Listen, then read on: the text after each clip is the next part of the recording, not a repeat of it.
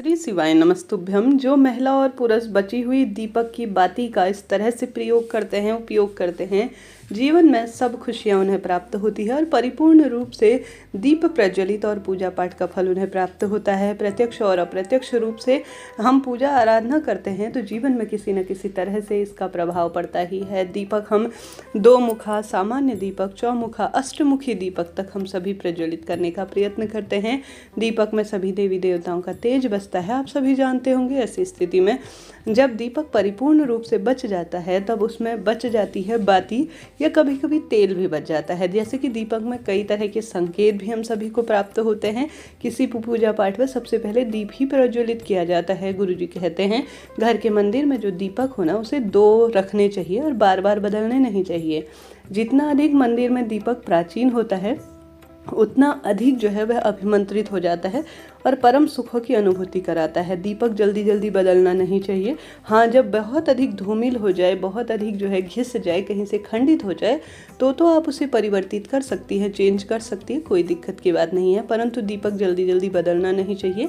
2 हमेशा दीपक रखें। एक दीपक सबसे पहले पूजा पाठ में प्रज्वलित करें, वह वहीं पर रहने दीजिए, अखंड रूप में उसे माना जाता है। दूसरा दीपक आप सभी को पूरे घर में घुमाना चाहिए, जिससे देवी देवताओं की आरती करने का प्रयत्न करना चाहिए। यह दीपक का सबसे विशेष नियम माना जाता है।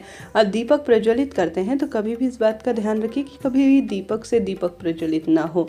तेल और घी को कभी एक में न मिलाएं और कभी भी दीपक का मुख दक्षिण दिशा की ना ओर हो, पूर्व या उत्तर दिशा की ओर ही दीपक का मुख होना सुनियोजित कहा गया है। विशेष यह नियमों को सिद्धता के लिए सहायक माना जाता है। समय समय पर मनोकामना और इच्छा पूर्ति के आटे के दीपक का भी प्रयोग करना चाहिए, सर्वश्रेष्ठ कार्यों के लिए माना जाता है। और साथ ही जो घी का दीपक होता है वह विशेष कार्य के लिए भगवान जी के दाहिने हाथ की ओर लगाना चाहिए और जो तेल का दीपक होता है वह भगवान जी के बाएं हाथ की ओर लगाना शास्त्रों में लिखित कही गई है। यह सभी बातें कोई मनगढ़ंत बात नहीं है, इनका प्रमाणिक जानकारी यह मिलती है। तो आप सभी को इन नियमों के तहत ही दीप प्रज्वलित करना चाहिए। साथ ही गुरुजी ने आप सभी को यह भी बताया होगा कि जब दीपक बहुत अधिक लंबे समय से आपके घर पर विद्यमान हो और घर पर किसी व्यक्ति को बुखार आ गया हो, अगर आपको लग रहा हो कि तुरंत मुझे कोई ट्रीटमेंट करना है, कोई इलाज करना है, कोई उपाय करना है, तो आप सभी को जो आपके घर के मंदिर में बहुत प्राचीन दीपक हो, श्री शिवाय नमस्तुभ्यम मंत्र का जाप कर उसे थोड़ी देर जो है जल के एक छोटे से कटोरे में छोड़ देना चाहिए। अब उस जल के कटोरे में जो दीपक डाला हुआ जल है उस दीपक को तो निकाल लेना चाहिए। बचे हुए जल को आप सभी को उस बच्चे को स्नान करा देना चाहिए। स्नान कराना संभव नहीं हो तो उस पर जो है छिड़काव करना चाहिए, या जो है जो पट्टी आप प्रयोग में लेते हैं, जैसे हमारे बच्चे की किसी के गर्म मस्तक हो जाता है तो उसके शरीर को हम पोंछ देते हैं या मस्तक पर लगा देते हैं गीली पट्टी, तो उसी पानी से लगा देते हैं तो बच्चे का बुखार तुरंत उतर जाता है। अगर आप बहुत लंबे समय से गुरुजी की कथा सुनते आ रहे हैं, नियमित उनको पढ़ते हैं, सुनते हैं, तो आप सभी को यह बातें जरूर से पता होंगी। परंतु दर्शक नए जुड़ते रहते हैं जिन्हें इन चीज़ों का ज्ञान नहीं होता है।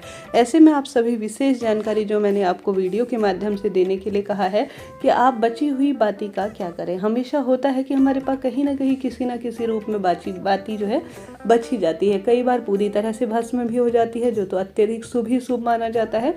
विशेष होता है जब पूर्ण रूप से बाती जो है भस्म हो जाती है प्रज्वलित होने के बाद, परंतु कभी कभार बच भी जाती है, जो भी कोई दिक्कत की बात नहीं है। आप सभी को क्या करना चाहिए कि दीपक की बाती जब बच जाती है ना तो उसे नदी में प्रवाहित नहीं करना चाहिए, इधर उधर नहीं फेंकना चाहिए। आप इससे पूजा पाठ किए हैं, भगवान जी ने स्पर्श किया है और साथ ही यह मंत्रों की शक्ति से अभिमंत्रित एक चीज़ है, तो इसे यहाँ वहाँ फेंकना या जो है कहीं ऐसे स्थानों में प्रवाहित करना जहाँ की जो जलीय जीव जंतु हैं उन्हें यह नुकसान करती है, तो ये पूजा पाठ के फल को खत्म करने वाली बात होती है। तो आप सभी इनका किस तरह से प्रयोग करें कि कोई अपने दीपक में प्रज्वलित हुई वस्तु है, धूप दीप इत्यादि हो गई, वह सभी चीज़ें एक डब्बे में इकट्ठा कर उसे किसी भी शुभ दिन में आप सभी कपूर डालकर पूर्ण रूप से और अधिक भस्म कर सकती हैं। थोड़ा सा आप उसमें घी डाल सकती है। कपूर डालकर भस्म करने के बाद बची हुई राख को अपने ही घर के गमले में डालना ज़्यादा शुभ माना जाता है, श्रेष्ठ माना जाता है। कई भक्तजन तो जो ये है आप जिसे हवन के स्वरूप में, जैसे सारी बत्तियां इकट्ठा हो गई, सारी जो कि मंदिर की बातियां हो गई और माचिस हो गई या अन्य अपशिष्ट वस्तु हो गई, वह उससे कई भक्तजन जो है भस्म भी तैयार कर लेते हैं और उसे कान के पीछे भी लगाने का कार्य करते हैं नज़र दोष इत्यादि के स्वरूप में। सभी की अपनी अपनी इच्छा है, क्षमता है, सामर्थ्य है, अपने सोचने का तरीका है, परंतु साधारण सरल तरीके से इस दीपक की बाती को पूर्ण रूप से अग्नि के द्वारा दोबारा से प्रज्वलित कर आप सभी इसे अपने घर के गमले में राख के स्वरूप में छिड़क देते हैं या अपने घर के ही लॉन इत्यादि, जहाँ पर आपने दुर्वा घास इत्यादि उगा रखी है, ये किसी भी अपने ही घर के खुले स्थान पर छिड़क देती हैं पूर्ण रूप से भस्म करने के बाद।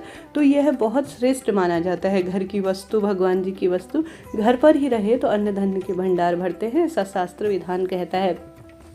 यहाँ वहाँ बहकने से, देखिए आप किसी वृक्ष के नीचे जड़ में फेंकेंगे तो वह कहीं ना कहीं किसी न किसी व्यक्ति के जो है पैरों में आएगा और तमाम तरह की बातें होंगी कि वृक्षों के नीचे फेंक जाते हैं, ढंग से सफाई नहीं रखते, या यहाँ वहाँ बिखरती है तो किसी न किसी स्वरूप में आप किसी न किसी जो है यह धरती, जो हर एक चीज़ में ब्रह्मांड में भगवान का वास है, ओमकार के रूप में भगवान जी वास करते हैं, तो आप एक तरह से क्षति पहुँचा रहे हैं। जमीन पर जो जलीय जीव जंतु जल में प्रवाहित कर रहे हैं, तो ऐसी मान्यता है जल में मछली, सभी जीव जंतु, जो कि मनुष्य में भी, जीव जंतु में भी देवी देवता सभी वास करते हैं। तो आप एक तरह से, अगर वह जीव जंतु किसी न किसी स्वरूप में प्रभावित हो रहे हैं, देखिए आज का शुद्धता तो है नहीं, पूरी तरह से कपास तो है नहीं जो पूर्ण रूप से गल जाएगा, कहीं ना कहीं आजकल इनमें भी सिंथेटिक चीज़ों का यूज़ होने लगा है, तो जल्दी से गलती नहीं है वह, और अन्य जीव जंतु के पेट में जाकर उन्हें किसी न किसी स्वरूप में नुकसान ही पहुंचाती है। तो ऐसा करने से बचें, जबकि इसका पूर्ण प्रयोग करें घर में। इस तरह से इसका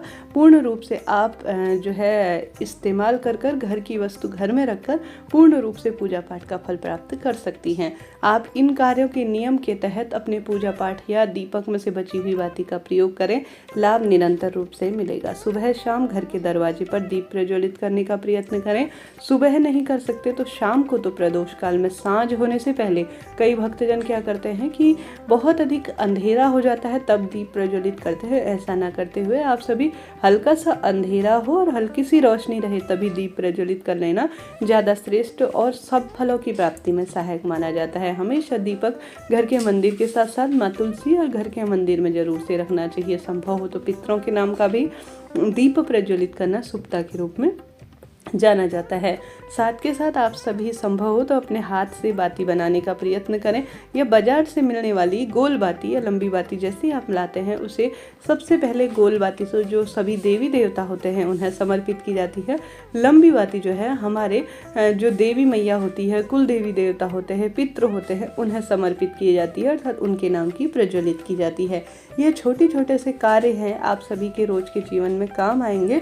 तो आपके लिए वीडियो उचित उपयोगी रहा हो तो कृपया लाइक करें, शेयर करें, सब्सक्राइब करें। हमेशा साफ स्वच्छता के साथ ही दीप प्रज्वलित करना चाहिए। मासिक धर्म के 5वें दिन से अगर रक्तस्राव न हो रहा हो तो आप भगवान जी के निवृत्त दीप दान कर सकती हैं, कोई दिक्कत की बात नहीं है। जब भी दीपक प्रज्वलित करें तो अपने घर में मंदिर में लगा रहे हैं तो जल शीतलीकरण जरूर से करा करें।